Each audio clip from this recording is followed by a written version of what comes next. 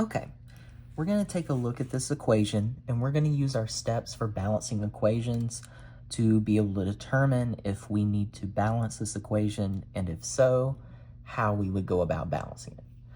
A few things we want to notice before we even get started is that we have our chemical symbols here. So remember, our capital letters and lowercase letters, those will represent our elements. So wherever we see a capital letter, that's where we're starting to discuss a new element. Whenever we look at this equation, we also want to notice a few things.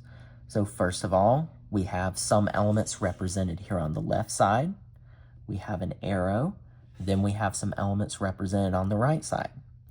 When we look at this chemical equation, we're taking a look at what happens before a chemical reaction and after a chemical reaction. So on this side of our equation, the left-hand side, our arrow is pointing away. So here we're going to have what are called our reactants. These are the substances that we have before a chemical reaction takes place. On the right-hand side, we have what are called our products. Our products are the substances that we have as a result of the chemical reaction taking place. So basically, what was formed by the reaction. This arrow here is representing that the chemical reaction took place. So where we see that arrow, our reaction took place at that point. Our arrow is going to always point toward our products. It's always going to point toward what comes out of that reaction. So when we look at this equation, we want to start out by thinking about our steps. So our very first step says, analyze the elements and number of atoms for each element on each side. So for this equation, we're going to start by taking a look at what we have. It may already be balanced and we don't have to do anything to it. It may not be balanced and we have to see how we would go about balancing it. But the only way we're going to know is to analyze it. When we analyze an equation, we're going to start by making a list of the different elements we have on each side of the equation. When we make this list, what I like to do is keep the elements in the same order on each side, so we'll be able to just look straight across and see, do we have the same number of atoms for that element? And it will be easy for us to tell. So we'll start with our list. So we have nickel, we have gold, and we have bromine. We'll just put our arrow here to kind of separate these sides. So again, here on our product side, we have nickel, we have gold, we have bromine. So we have our lists.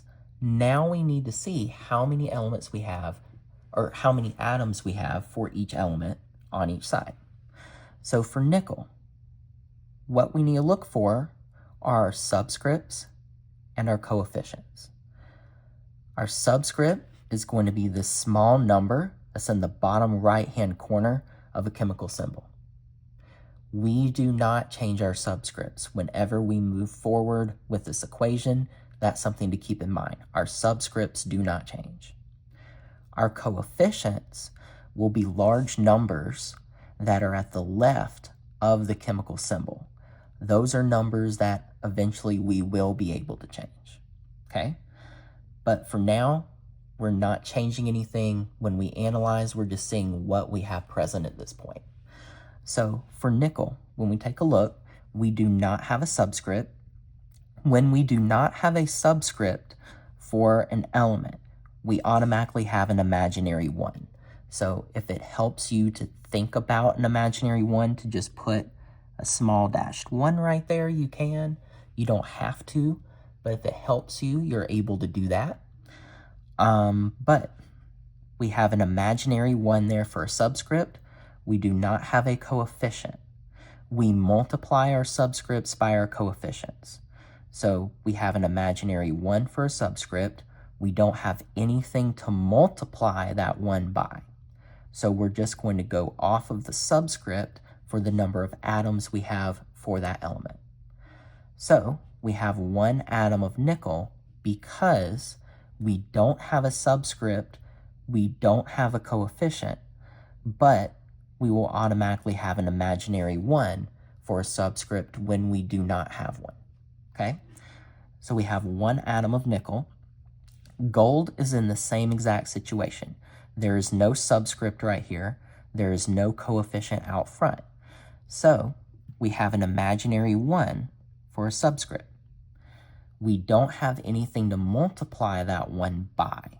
So we have 1 atom of gold there.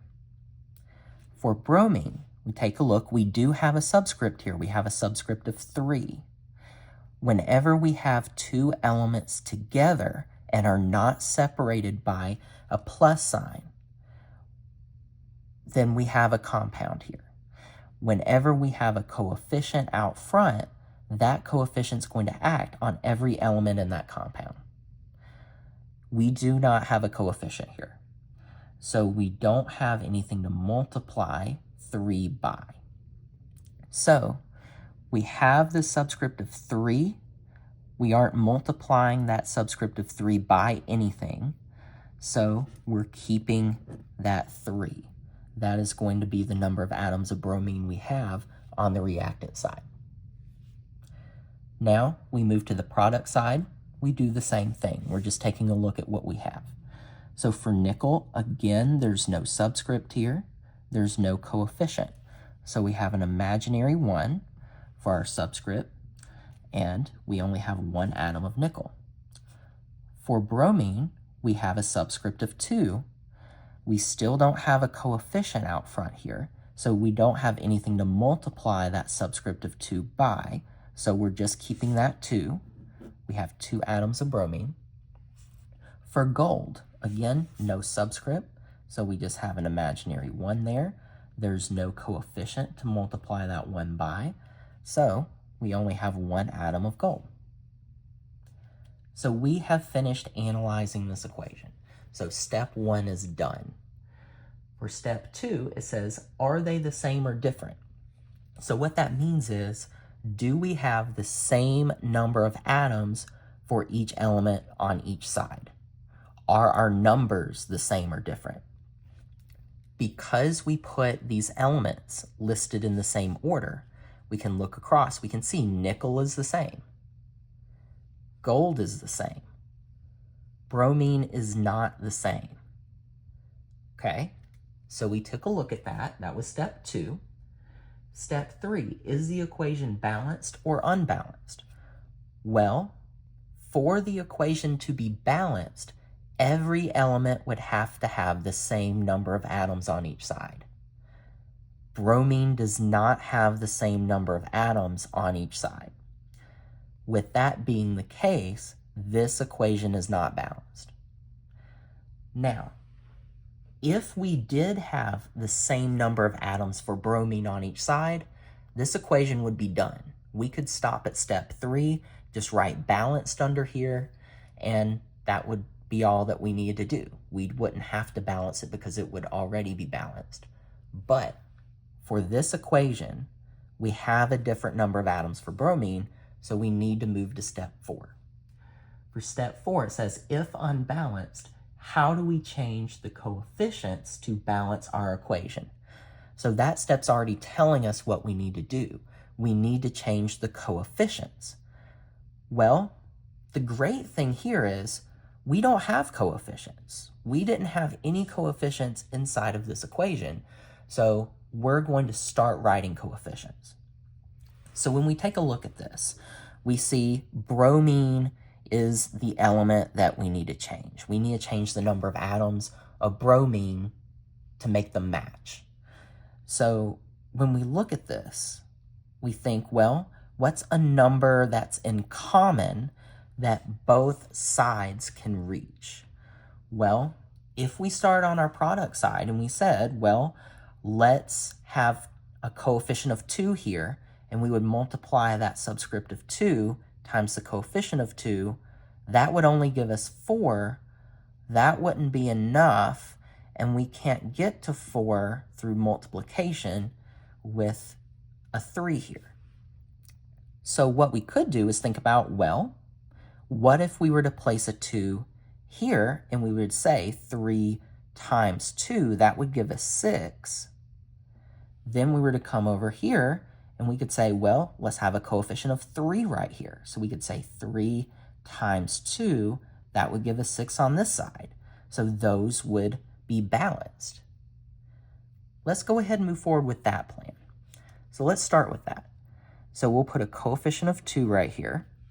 So we'll say 3 times 2, that'll give us 6.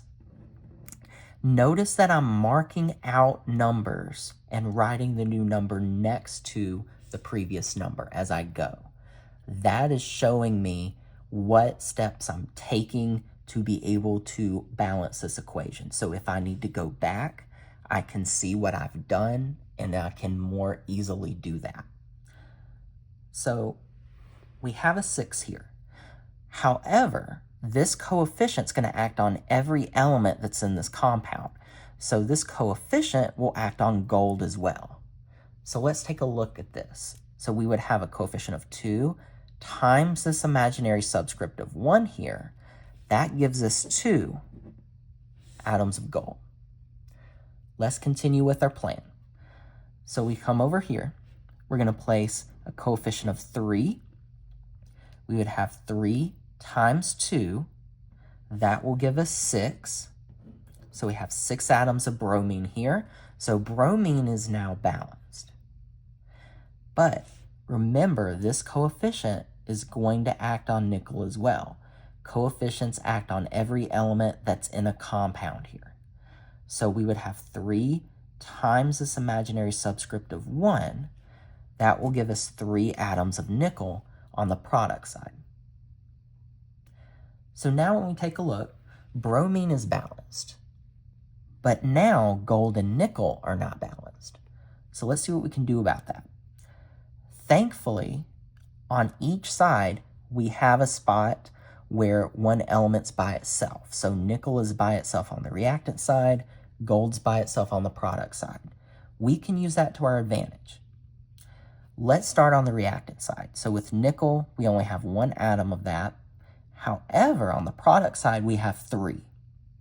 So if we use a coefficient of 3 in front of nickel, we can multiply and get this to balance. So we can say 3 times this imaginary subscript of 1 gives us 3, and we're balanced with nickel.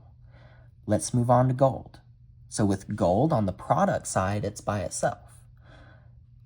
On the reactant side, we have 2 atoms of gold. We need 2 atoms of gold here on the product side.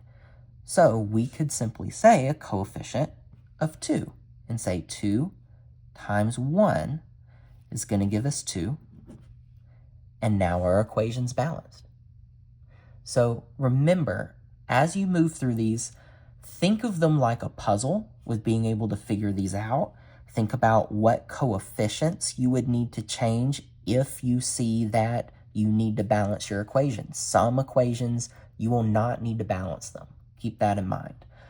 Follow through with your steps. Your steps are there to guide you.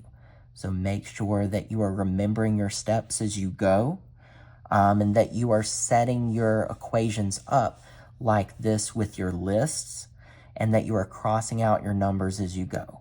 Those small things will make a huge difference and help you out tremendously.